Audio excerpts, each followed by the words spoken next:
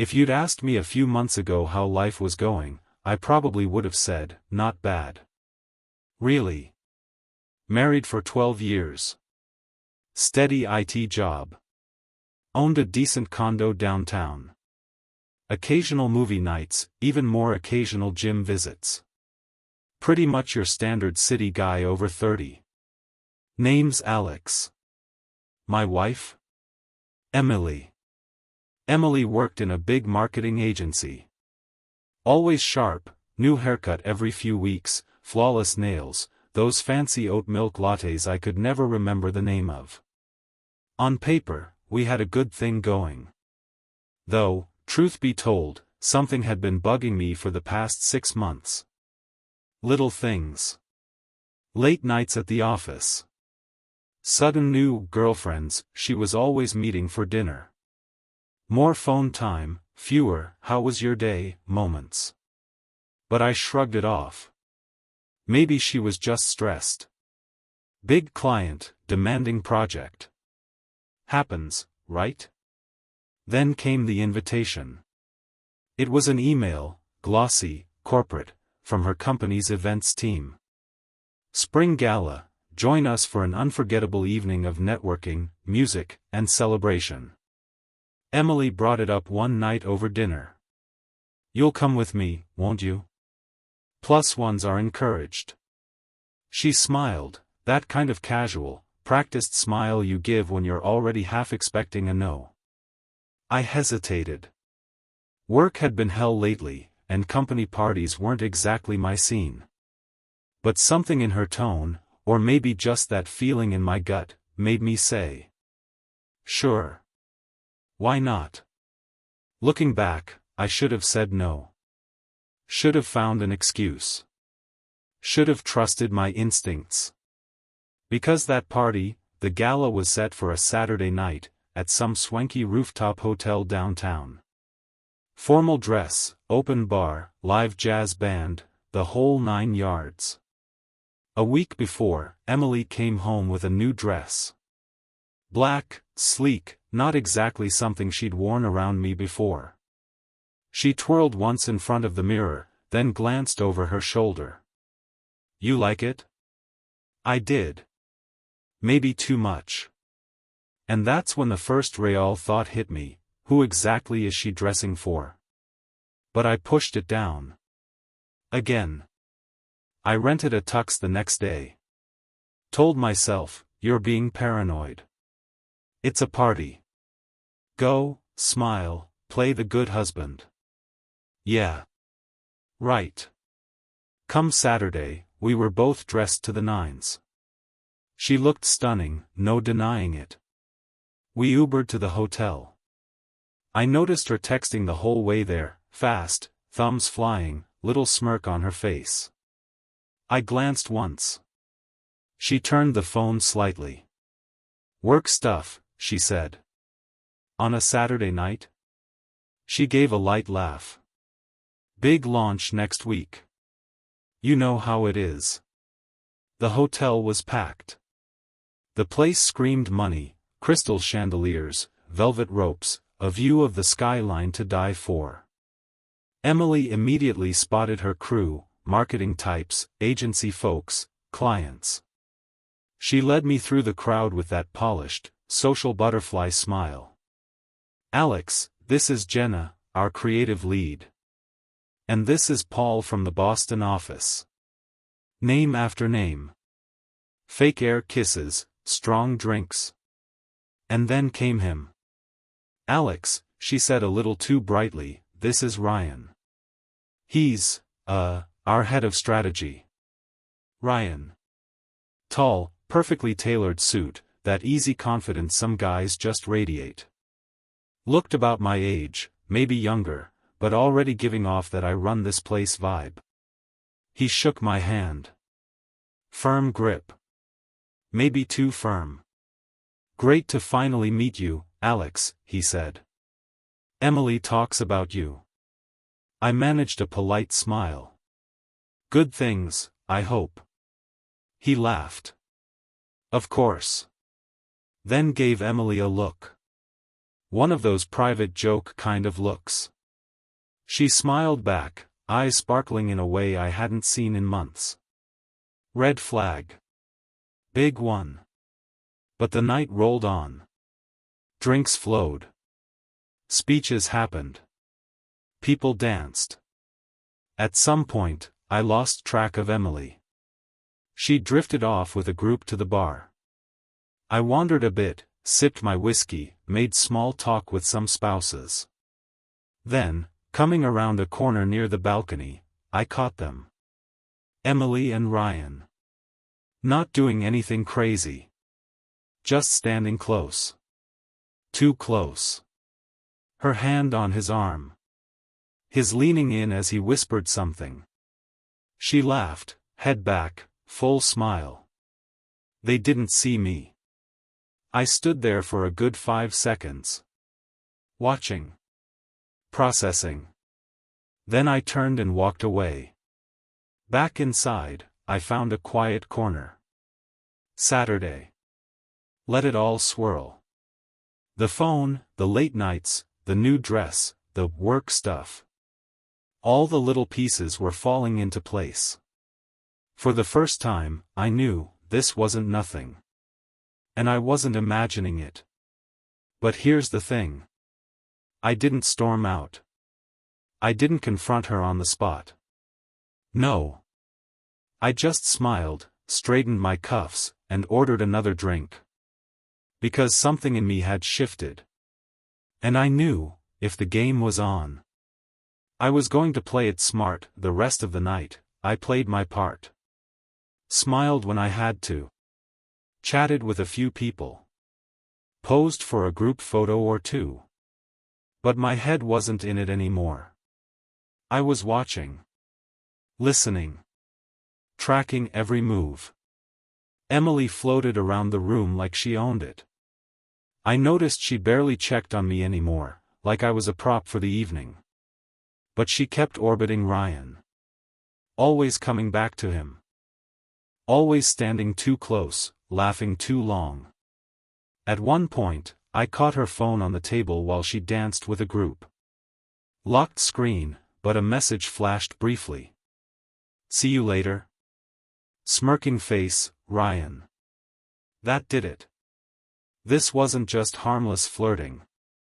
This wasn't office banter. This was something else. I left the gala a little before midnight, after making sure Emily saw me yawn and say I was calling it a night. She kissed my cheek, distracted. Go ahead, she said. I'll Uber home with the girls. Right. With the girls. I walked out into the cold night, but I didn't head home. Instead, I circled back to the parking garage next door. Found a spot where I could see the hotel entrance. And waited.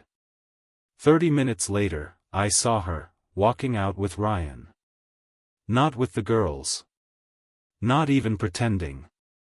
They stood near the curb, laughing softly. Then he leaned in and kissed her. Not a polite cheek kiss. A real one. Her arms went around him for just a moment, long enough to burn the image into my brain. Then a black car pulled up. He opened the door. She slid in. He got in after her. And they were gone. I stood there a long time, watching the taillights disappear into the night. No rage. No tears. Just a cold, clear resolve settling in. By the time I finally drove home, I knew exactly what I was going to do. Not scream. Not beg. Not fight for a love that clearly wasn't there anymore. No. I was going to gather facts. That party would change everything. Sunday morning, I woke early. Emily came home around 9 a.m. Crashed at Jenna's, she mumbled, kicking off her heels. I just nodded. Didn't ask questions. Let her believe I was clueless. But that afternoon, while she was out running errands, I opened her laptop. Guess what? She hadn't changed her iCloud password in years. 10 minutes later, I had access to her synced messages. And what I found confirmed everything. Texts from Ryan. Late-night calls. Photos, nothing explicit, but enough. Last night was perfect. Wish you didn't have to sneak. Next weekend, my place? That last one made me pause. Next weekend. His place. Good to know. I screen recorded everything.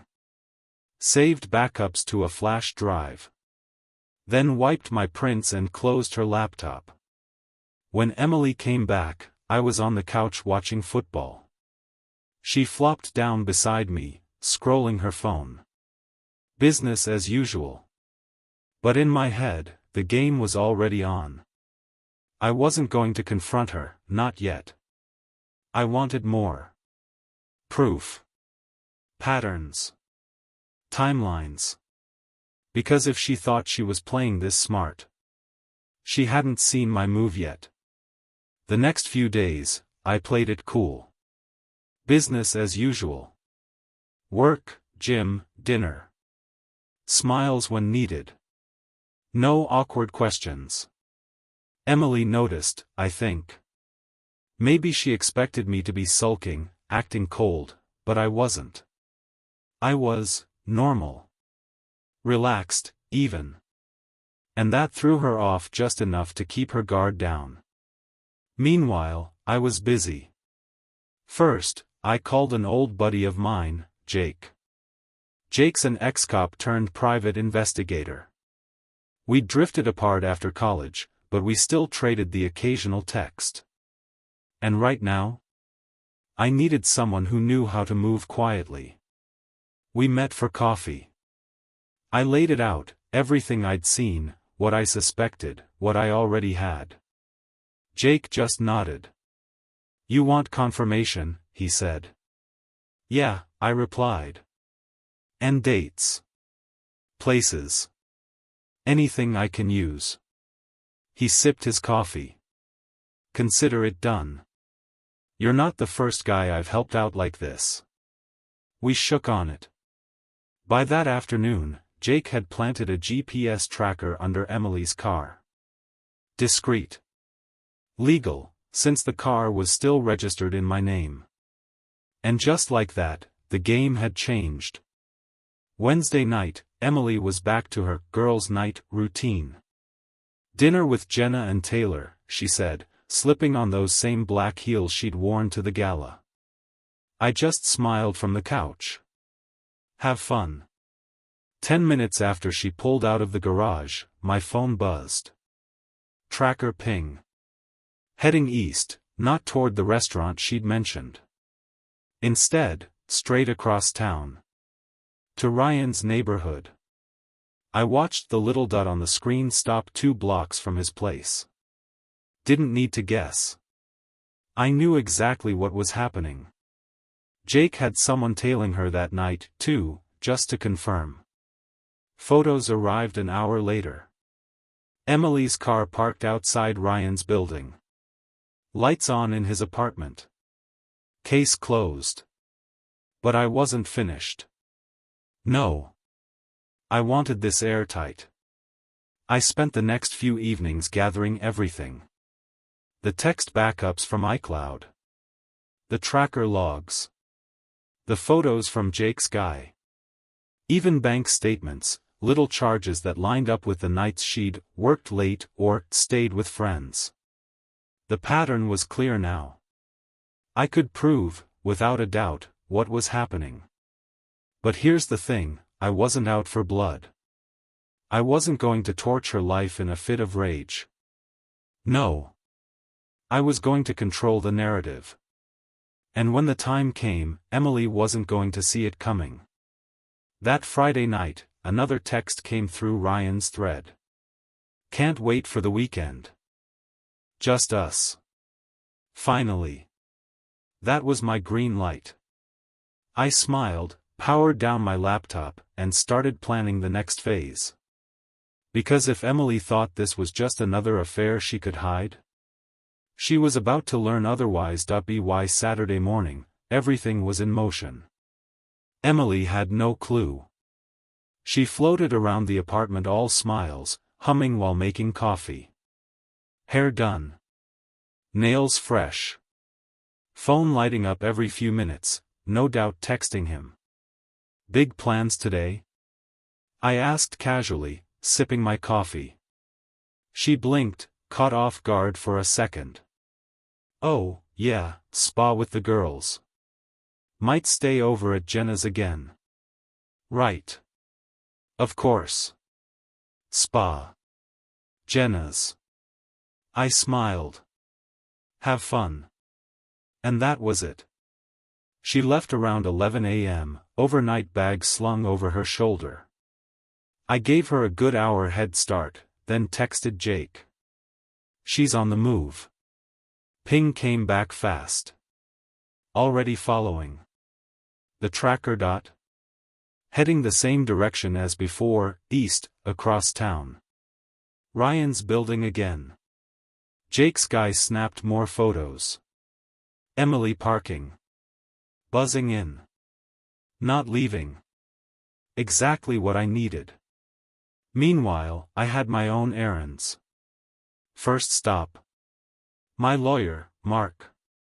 Sharp, ruthless when he had to be. I'd met with him earlier in the week to lay the groundwork.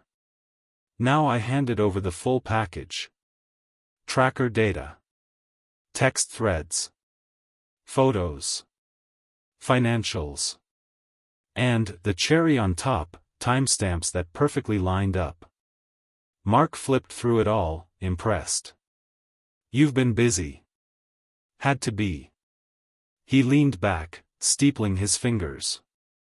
You understand, if we proceed, this is open and shut. No spousal support. No claims to your assets. You'll walk clean. I nodded. That's the idea. He grinned. Well, let's draft some papers. Sunday morning came. Emily still hadn't come home. Sent a casual text around 10. Staying at Jenna's, don't wait up. Red heart. I stared at it for a second, then deleted it. Didn't even bother replying.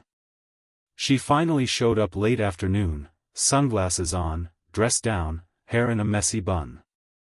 The kind of look you wear when you've been somewhere you shouldn't. Hey, she said, dropping her bag by the door. Hey, I answered, glancing up from the TV. No questions. No accusations. Just, calm. And that calm? It rattled her more than any fight would've. That night, after she went to bed, I sat at the kitchen table. Mark had emailed me the papers, everything ready. All I had to do was print and serve. But not yet. Timing mattered. Because the real show? That was coming soon. You see, next Saturday was something special. Emily's birthday. She'd planned a big dinner, fancy restaurant, friends, coworkers, even some family. All set up. Big celebration. Her night to shine. Perfect. Absolutely perfect. I smiled as I shut my laptop. Because next Saturday? That night wasn't going to go the way she thought. The whole week, Emily was in top form. Smiling. Glowing. Full of plans. Don't forget, she reminded me Tuesday.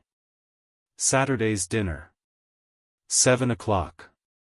You'll be there, right? I gave her my best smile. Wouldn't miss it. Truth was, by then, everything was locked and loaded. Jake had fed me more than enough intel. Mark had the legal packet prepped.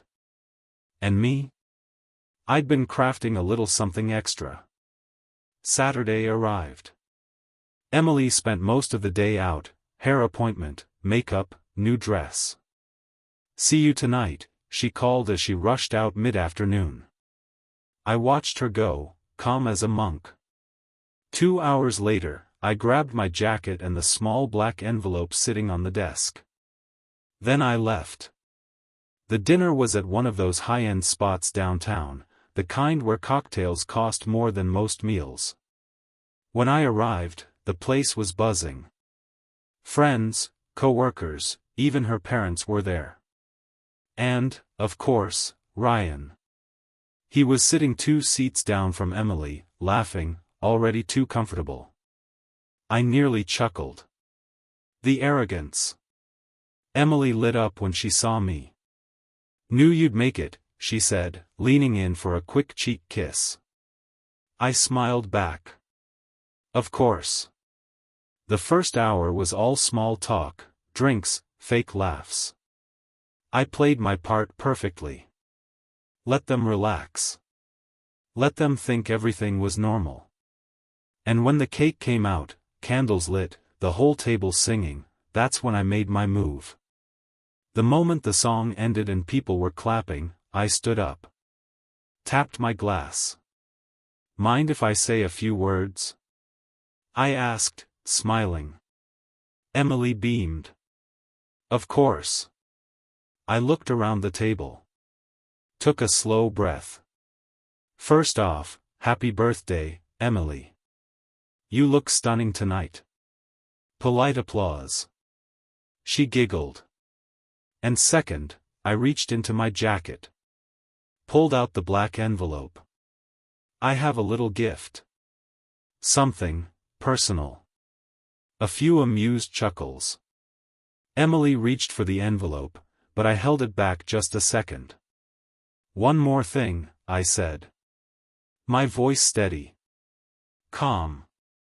"I want to thank everyone here for being part of Emily's life. Because tonight, well, tonight is a night about truth." Now the table was quiet. A few nervous glances. Emily frowned slightly. I handed her the envelope. She opened it, and her face paled instantly. Inside? A single USB drive. And a copy of the legal papers. "You might want to check that later," I said. Still smiling. "In short, I know. About Ryan. About the weekends. The messages. The photos." The silence was deafening. Ryan stiffened, color draining from his face. Emily's mouth opened, but no words came out. Her mother gasped softly. Someone down the table muttered, "Jesus." I set my glass down. For everyone else, sorry to interrupt the festivities. But I figured, no better time to be honest than when surrounded by friends and family. Then I looked at Emily. Voice low, just for her. "You'll be hearing from my lawyer on Monday. Don't bother coming home tonight." And with that, I buttoned my jacket. Nodded to her father, the only one who seemed to grasp the gravity of it all. And calmly walked out.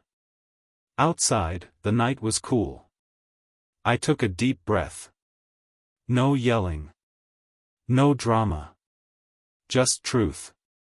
Served ice cold. 2 days passed after the dinner. Emily hadn't called. Ryan hadn't dared. Mark filed the papers first thing Monday morning. I was already moving on, staying at a buddy's place, gym every morning, clearing my head. Then, midweek, my phone buzzed. Unknown number. I almost ignored it. But something, instinct maybe, made me pick up. "Alex," a woman's voice. Soft, but firm. "Yes?" "This is Rachel. Ryan's wife." Ryan's wife. That hit me like a punch. "I think," she continued, "we should talk." We met at a quiet coffee shop. Rachel was sharp, calm, composed. And she had her own file. Turns out, Ryan had been playing Emily, and 3 other women. Rachel had known for months, quietly gathering her own proof. She slid a photo across the table. Ryan and another woman, in the same hotel where he took Emily. I stared at it, then laughed, couldn't help it. So I wasn't the only fool. Rachel smiled, though there was no humor in it. I've already filed. He doesn't know yet. Then she leaned in. Voice lower. One more thing. Emily wasn't Ryan's first, or even second. He targets married women, gets them hooked, then strings them along. She paused. And your wife? She wasn't just hooked. I frowned. What do you mean? Rachel pulled out a second document. A bank statement. Emily had sent Ryan money. Thousands. Under the table.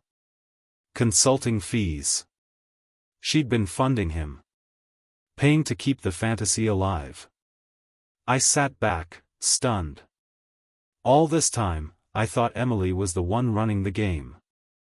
But no, she was just another pawn. A willing pawn, but still. And Ryan? A professional predator. As I left the cafe, Rachel's parting words stuck with me. You think you've burned it all down. But sometimes, the real fire starts after. And she was right. Because this story? It wasn't over yet.